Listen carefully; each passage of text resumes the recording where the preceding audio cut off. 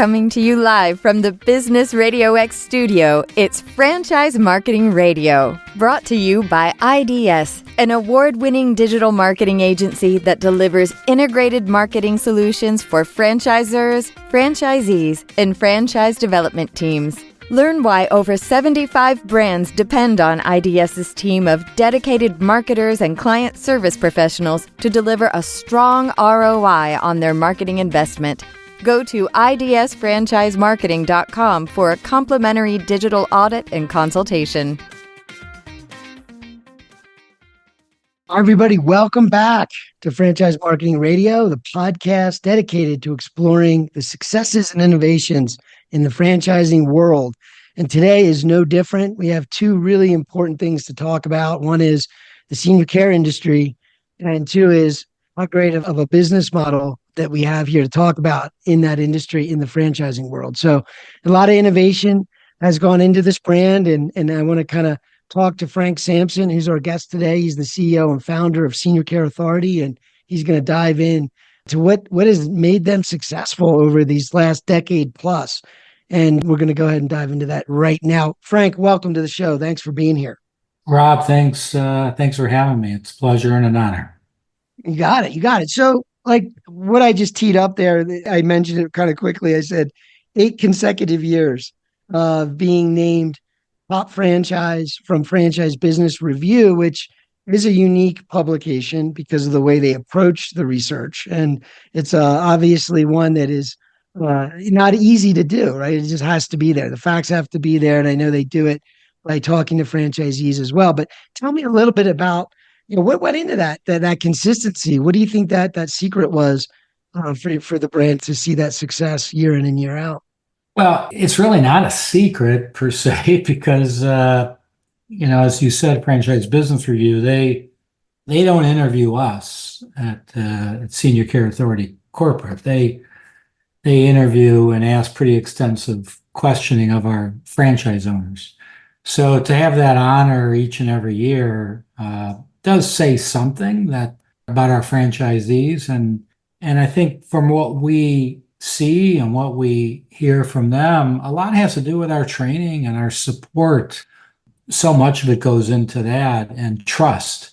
That's huge that our franchisees, trust us, like our training, like our support, like our ongoing training, and we listen to what they have to say. So I think that's really the key of why we have received that honor for so many consecutive years. Trust and listen. I heard those two words. Big words in the franchise industry. Keywords. So, but tell me a little, let's back up a little for the audience. A lot of them listen, and know a lot of the brands I bring in. I have talked to a lot of people in the senior care industry, and am very aware of. And for the audience, I do have a relationship with Frank. I do know him and work with him, and I believe a lot in his brand and in the industry. But tell the audience a little bit about the industry and how you got into why you started the brand, really, and in the industry and the need. Yeah. So, it's kind of a long story, but I got into it for many of the similar reasons why our franchisees have gotten into it. Many people who have been through this with family members, them needing care, maybe a family member that has had some cognitive issues like Alzheimer's or other forms of dementia. And when you go through that, it really does something to you. And I had to, I was caring myself, my siblings, caring for my parents. And unfortunately they passed away, and kind of a light bulb went off with me because I wasn't in the industry at all. And I just took some time and did a lot of research and started it, and kind of built the model that I thought would work, and tested it, and tested in the Bay Area where I was living I'm still living there. And I saw that it worked. And so I had some background in franchising in my past. And so we we started it, and fortunately, usually those first few are the toughest to bring on, but we brought them on, and have had quite a success story since. Yeah, and I honestly, and I do. I've interviewed, I don't know, hundreds of brands on the show, and they all, some of them are similar in similar markets. In senior care, I will say the why behind that. When I talk to franchisees or the brands that I've talked to, it's a powerful why. It's probably the most powerful one I've ever heard of, because usually people have a real desire to help, right? And make an impact. And then you have a great business model sitting next to it. That's just an amazing way to approach a business. So it's a great combination of having a real desire and a real why with a great business model that works really well to help you grow. And Right. so, but when you talk about these high levels of satisfaction, I said 8 years in a row, you win this award that is again based on third party research, and you're not part of that at all. So eight, whether it was 5 out of 8 or 8 out of 8, right, which is amazing. But what do you think it might be? Is there something in the leadership, something in your approach to managing the brand that you think helps with delivering? And you did give us a couple clues with the trust and the listening, but is there anything else you would point to that would help a franchisor accomplish that? Well, first of all, I always look at our franchisees. We call them, of course, franchise owners, but they're my customers. So, like you would run any business and treat your customers with the utmost respect. They're our customers, so you got to have that mindset. And our staff, I drill that into them that these are our customers. They are the ones that are paying your salaries, so I always want to remind them of that. And you have that mindset. And we also, I'm a big believer that it shouldn't be a us and them type of scenario. We should really be operating the business as one. And we do. We involve our franchisees in a lot of our decision making. I'm going to say, I said it before, but I'll say it again because it's important. We do listen to them. We don't necessarily always agree, but I'd have to say our franchise owners have tremendous backgrounds. I mean, we have attorneys and accountants and some that came from the healthcare industry and people in sales and marketing. We have some brilliant people. And to think that we know it all would be a mistake. So, when we're deciding on things, and we had so of course have a great framework for them to start. But as time goes, we listen to what they have to say, and and they might make recommendations that we implement.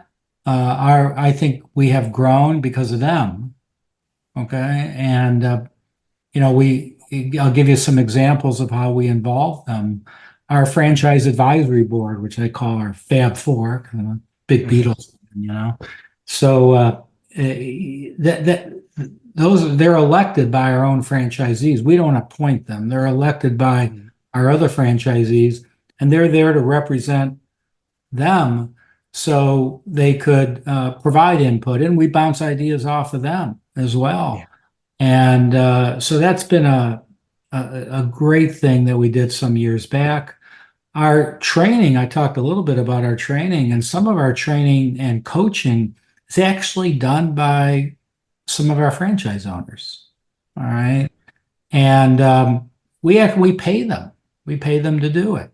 So certainly it's not taking up that much of their time that they can't operate their business. But I'll give you an example. There too, we have a CRM that we use called Salesforce, pretty well-known program. And our main trainer on that program is a franchise owner who has a background in Salesforce and actually ran Salesforce for a very large company that he was with prior. So after he gained some experience in the senior care business and in our business, then he and I spoke, and he's now our trainer. We have coaches that provide guidance to new franchises that are owners of their own business as well, franchisees. So by involving them in the process and not operating it as us and them and separating the two, we really try to operate our business together with them, and that shows.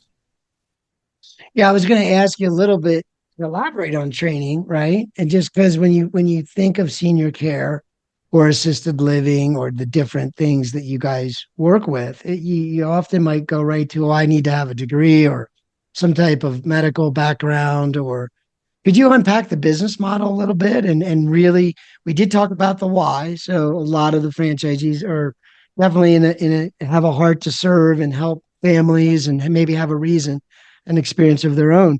But what does that business model look like? How are they helping families? How does that break down? Could you explain that? Yeah, absolutely. I read a book that had the greatest impact on me some years back.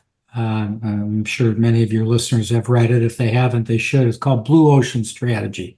All right.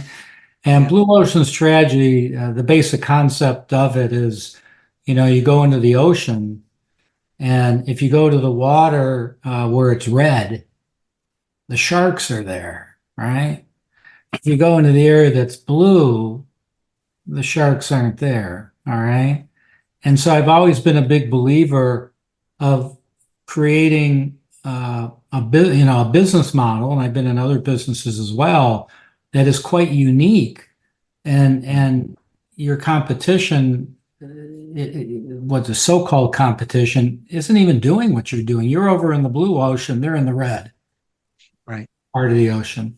So I just wanted to preface that, but an example of that, certainly we're in what we call the senior placement business, and we're there to help families find the right place to live and to get proper care. And it's to get proper care. It may not be in the assisted living or memory care that we mainly concentrate on. It may be finding a home care company for them. It may be finding someone to go just to visit with them. It might be as it relates to, we have a driving program to help people assess whether they should still remain behind the wheel. There's a lot of different services that we have.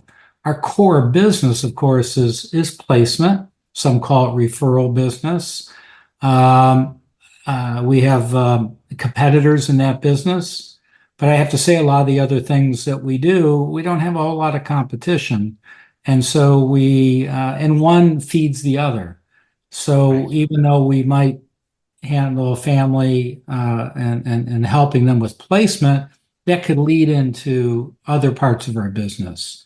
If they're not ready for placement, then there are other services that we could provide. So if I think that's what you meant as far as Yeah. unpacking, we have a number of different services, but it all comes down to uh, you know helping those families, and where we don't ever have to turn our back on them and say, I'm sorry, we don't do that. It's Yeah. going to always be, we're going to find the best service for you, to provide the best care for your loved one, whether we're Yeah. providing it or not. Yeah. Yeah. It's what I noticed, and I told the audience earlier, I do know the brand, right? So obviously I know the brand, but some of the unique things you mentioned, Peace of Mind, right? That's a Right. program. That's what we call the You peace of have, mind. Right. Right. right, Beyond Driving with Dignity is another one, and then you also have one called Ease. And this is what you're referring. Maybe you could, share a little bit of detail about those programs, but that's kind of the blue ocean part, right? That's what you've equipped the business model with, not only to help, it's always a win-win-win, but you're helping the family really get what they need, because you never quite know where they are in their journey. So you've created a lot of angles to kind of help them where they're at and move them forward, right? The end result might be a new living situation, right? Assisted living or what have you. But there's other things along the way. And that's sort of where I think from what I can tell, is where some of that blue ocean is, where you can create some Yeah, unique. no, Ease is a great example of blue ocean, and uh, our franchise owners, the way the model is built, the majority of their business, though some comes online, some of it comes from people going online and requesting information. The far majority of their business comes from professional referrals, hospitals, skilled nursing facilities, elder law attorneys. There's a list a mile long, right? And that's worked for us extremely well. But we looked at what are other sources out there that could provide referrals to our franchisees, and we could help those particular organizations. Ease is really where we would approach companies. All right. And, again, a lot of it comes down to trust. So we're going to those discharge planners at the hospitals or the skilled nursing facilities and say, trust us with your patients. Right. We go to the elder law attorneys or financial planners, trust us with your clients. We go to the human resources department of companies and say, trust us with your employees. And it's another referral source. And it's working out extremely well. It's a little bit different of approach, but it kind of still works the same way, is that, they have, whether it's in various customers or patients or an employee that has a need, we're there to provide that assistance. Yeah. And I actually think even beyond the business model side, I think it was a brilliant idea for the awareness side. It works so well as a business idea because of the need that's in the marketplace, I believe, at least because I'm the ideal customer, probably my age and, my older parents and everything else. So I think about it a lot. It's definitely something that's been on my mind too over the last several years. But I think when you think about partnering with organizations through, to get to their employees and share, you're really helping the mass market, because there's still a real problem with awareness. And I was going to ask you your thoughts on it. But basically, and I was kind of surprised. I'm like, who doesn't know? And I realized I've been in the franchise business for over 20 years. And so it's been pretty much on the radar of franchise brands as far as the senior care industry has been for quite a while. But for everyday people, it's like we don't know how to deal with it until it happens, right? Until mom and dad, until it really happens. And usually we procrastinate. And so, but tell us a little bit about that awareness, because I think when you partner with organizations and you get in front of their audience of employees and partners and families, you're really doing them a service, because there's a real awareness problem. People just don't know what to do, and they wait too long sometimes. But tell me how Ease can be that bridge as well to that local market and those businesses. Well, it's educating. We have to. You and I have talked about this in the past. I say it's kind of a double sell, right? First, the company says, yeah, this is something we need and our employees need, and it will help us to keep employees longer and provide these types of, help them at home so they don't have to take so much time off of work and all of that. That I don't want to say it's easy, but that's the easier part. Yeah. Okay.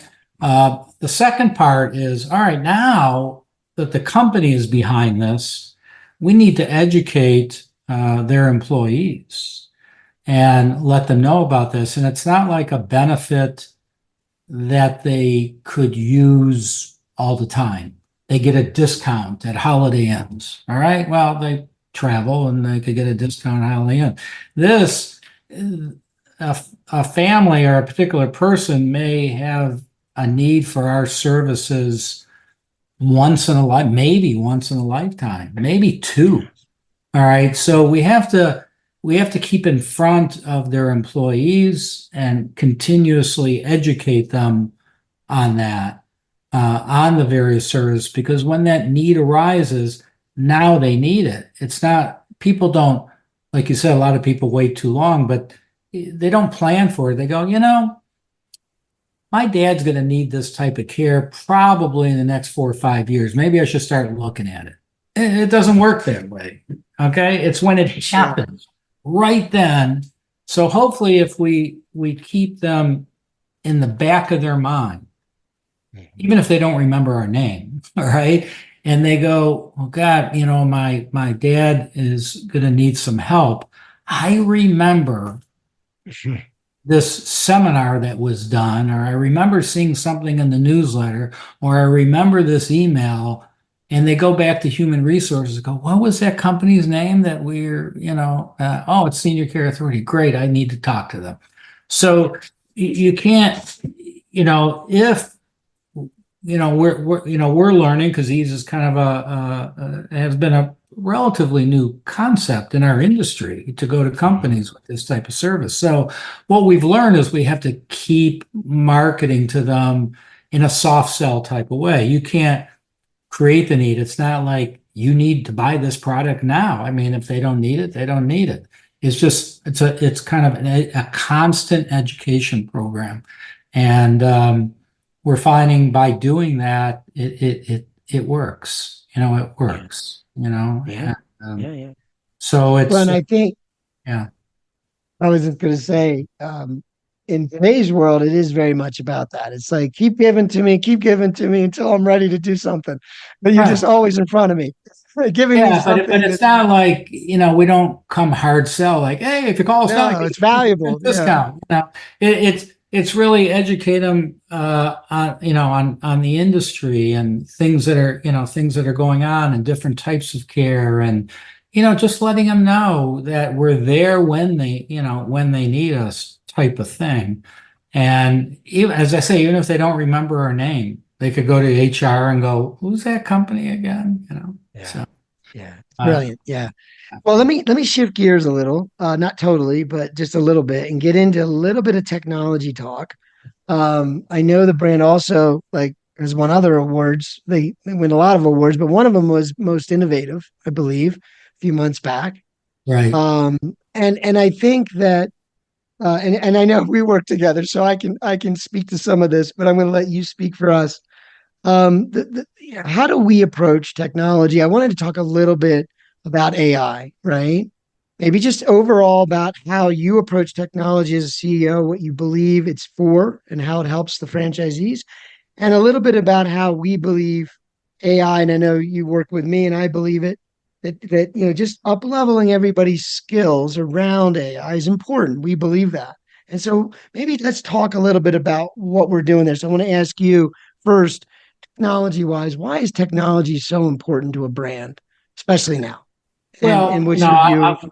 I'm going to speak for our brand because it's little bit different than some other types of franchises. I mean, the average number of people that operate our franchises is just under two.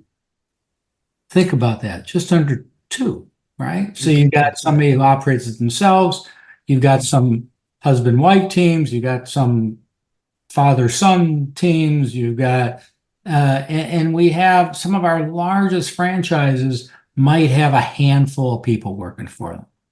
All right. So these are small operations. And when I was telling you before, when I kind of tested this out, I actually did this for about 5 years myself. I got some help from my wife, doing it. And I wanted to see how much one person or a little over one person can handle. All right. And the one thing I learned is you could do a lot, but you can't do all the types of things that need to be done to try to increase your chance of success from a technological standpoint, all right, and a marketing standpoint. I mean, I remember going back and, social media is much bigger now than when I started, but it was still out there. And I said, God, I got to make time to do more posts on Facebook or do more posts and keep my name out there. I was always working hard, taking time, writing a newsletter and getting an email newsletter out to my contacts. So our approach is almost like we're the back office for all of our franchises. All right. Not only have we set up a very sophisticated CRM program for them, but we'll do social posting for them. We'll do the email marketing program, but they don't have to do a thing.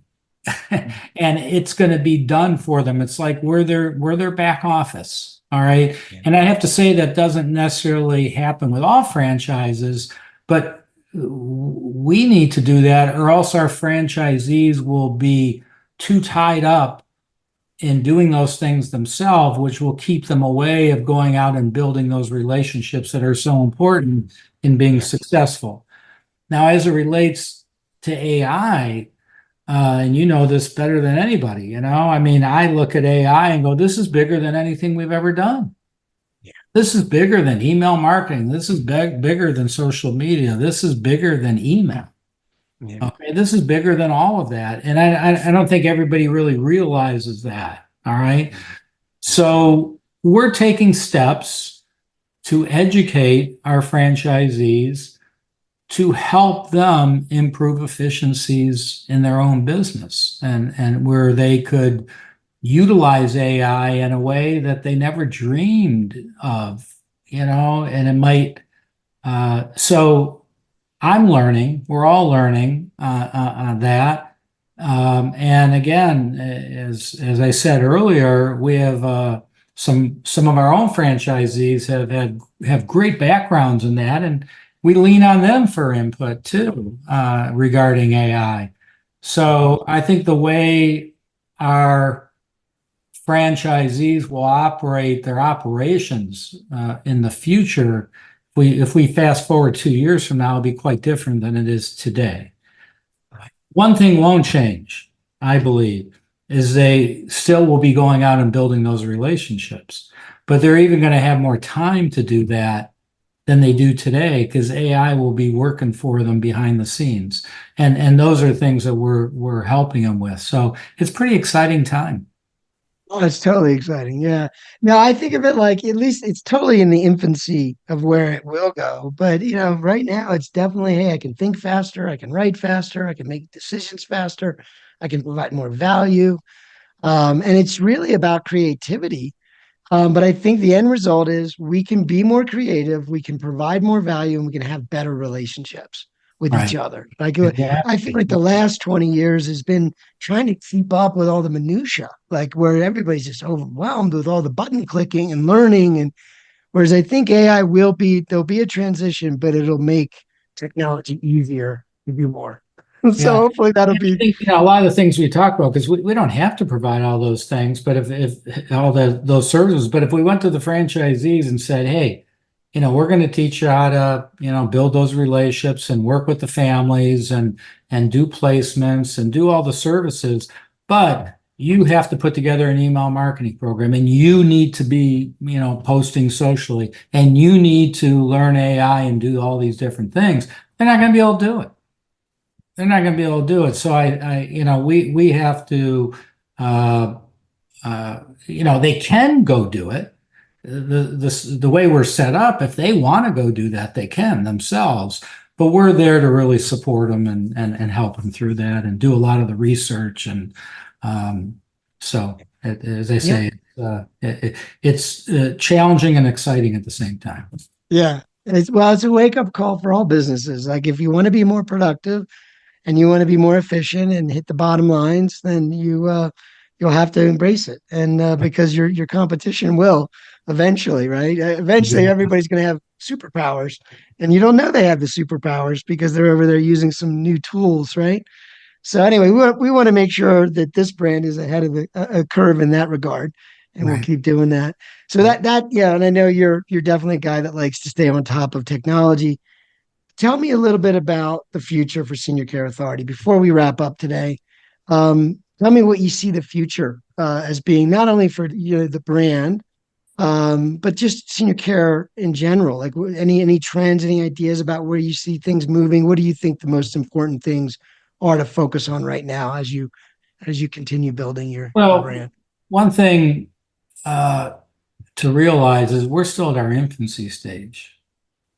Okay. There's a lot of people in the in-home care market. There's a lot of people that's probably the area that has grown the fastest, in-home care, assisted living locations opening up all over the country and all of that. But I guess the best way you've known me a while and you know how I like using analogies, right? So Yeah. yeah, I guess the best way to explain it is the term silver tsunami. It's kind of been overused, but that's a term that's been used in our industry, the silver tsunami, right? Mhm. Well, guess what? It's just drizzling rain right now. As the tsunami has not hit. It's just drizzling rain. The skies are starting to gray. All right. We're at our infancy stage. All right. So somebody who's interested in coming into this business, it's not too late. That's for sure. Even we look at where we have a lot of locations around the country, but we're not even close to filling up this entire country with locations where we want to be in key markets. And it's not just in the United States that this is needed, our type of a service. It's needed outside the US. So you were asking kind of what our plans are. Certainly, our concentration is here in the US and to continue to develop there. But we've got our eyes on other areas of the world and in key markets where we could provide as good of, not better of a service, in other markets as well. So, but our core is here in the U.S. And we want to make sure we're doing the best job possible here before we step into other areas of the world. Gotcha.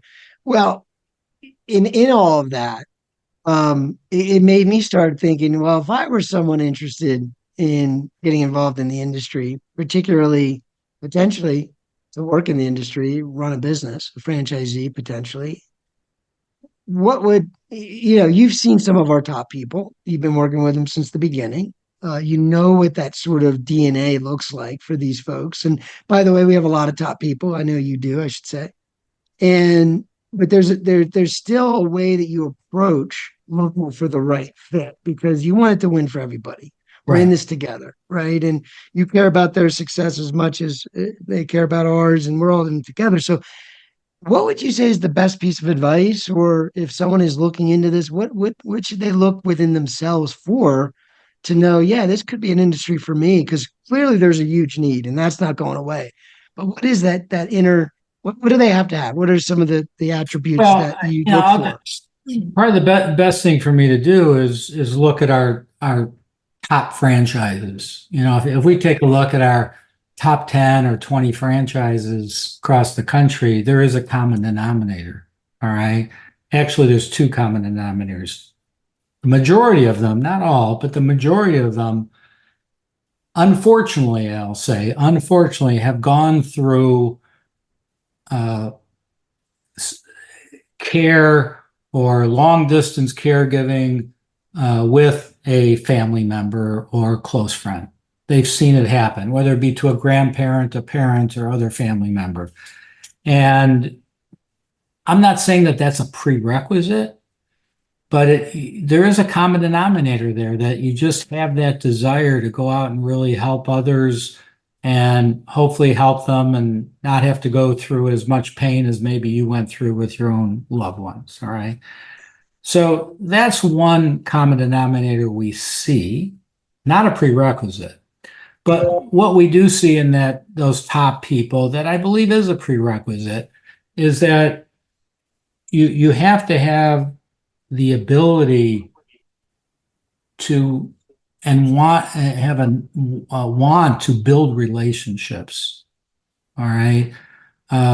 Going out there face to face, pressing the flesh, as they say, and getting to know people and getting them to trust you. And you want to be a good networker because that's where your business is going to be coming from. And then as far as the compassion and working with the families, I tell this to prospective franchisees, and I'll say it here too. And we may, there might be people who are thinking about it and go, well, maybe this isn't for me, but as a franchisor, there's regulations that prohibit me from making certain promises. But I do say I'll make this promise that if somebody got into our industry, you will have adult children. When I say adult children, I'm talking people in their 50s and 60s crying on your shoulder. It's going to happen. All right. And so you want to make sure that you're the type of person that could handle that. Be a good listener. That's a key. Being a good listener is much better than being a good presenter. All right. Because as you know, I kind of shied away from saying the term, oh, you need to be a good salesperson or whatever. All right. You need to be a good listener. You need to be a good relationship builder. All right. And if you have those types, if you feel confident with that, you enjoy doing that, then we could teach you the rest, and we've had some very successful franchise owners with that type of background. And so again, if you're not, if you don't have experience with that, but you feel you can be just because of the type of person you are, then hey, great. We'd love to talk to you, and see if it could be a good fit. No, I see it's a unique model because it's rare that you get that combination of great business model, great opportunity with something like that can be gratifying in that sense. And of course, it does take a certain kind of person, but I think a lot of us would enjoy having customers that care or that appreciate us, right? I don't think that ever is. And I can tell from the reviews, I've read a lot of the reviews from this brand, and it is like the crying on the shoulder. There's crying in the reviews. They type it out. You can almost feel the crying, right? It's a big thing for folks to go through, but it's always so much appreciation in when they express their gratitude. So I can feel what you're relating to. Yeah. If I could add something also, Rob, one of the first questions we get asked, is this a home-based business? All right. Yeah. And it is, but it is because you don't need to have an office. Right. You don't need to have an office. All right. It's not like people are going to be coming over to your office. All right. You'll be meeting them and all that. So it's not necessary, though we have a couple of people that prefer to have an office. Yeah. But the reason I bring that up, sometimes people think, oh, I have a home-based business. I could just be behind my desk at home in front of my computer all day, right? And if that's what you want to do, then this type of business also is not, it's not for you. Because just because it's home base, that doesn't mean you're going to be sitting behind your desk all day behind your computer. Because I always tell people, if you find yourself doing that, you're going to have a tough time. All right. This is a relationship business. And that's the key to all of this. Well, and I would say that's a huge advantage because where the world's going, I think you need that diversity and relationships are key. And being, I think that was kind of cool back. I remember when I started on the internet, that was one of my main goals. Like I wanted to learn the internet and work in a lap type lifestyle kind of a business. And that really, I don't go so far, right? Like I think COVID probably reminded a lot of people why they didn't mind getting out of the house every day. So I think it's good to have a balance. So you get a little both here with this brand. So I think that's good. If folks wanted to learn more about Senior Care Authority for any of the reasons we talked about, what's the best way to reach out to us? If you go to our website, which is seniorcareauthority.com, which is our main site, and then right on the top of that website, it will have franchise opportunities. If you're interested in learning about the franchise, just click on there. We'll take you to that section of our website. A lot of great information and videos, and we'll give you. You could fill out a form if you want. You can make a phone call if you want. However you want to communicate, we have that option for you if you'd like to learn. But if you just want to learn a little bit more about what we do as an organization, just go to seniorcareauthority.com, and there's links to the franchisees and their websites and all of that on there. So it's a pretty robust site with a lot of good information. Like you, I do a podcast as well called Boomers Today Radio. And it's not only on the radio, but it is a podcast, and the podcasts are on there as well. So a lot of good information. Amazing information, I might add on that. So, yeah, if you want to understand the players in the industry and what's happening, that podcast is, I highly recommend that as well. Great indirect way to learn the business. I think it's amazing. Yeah. So that's been great. I appreciate your time today, Frank. Obviously, I think we could probably go another hour, but I know that we want to keep this somewhat, respect time and all that. So I really appreciate that you came on today and shared more, and I hope to have you back again soon. It's good to have you. Rob, thanks again. It was a pleasure, and it's great everything that you do and helping to educate people on your show. You got it. Yeah, I love franchising. So keep doing that as well. You keep doing the senior care, and we'll be doing a good thing together. There you go.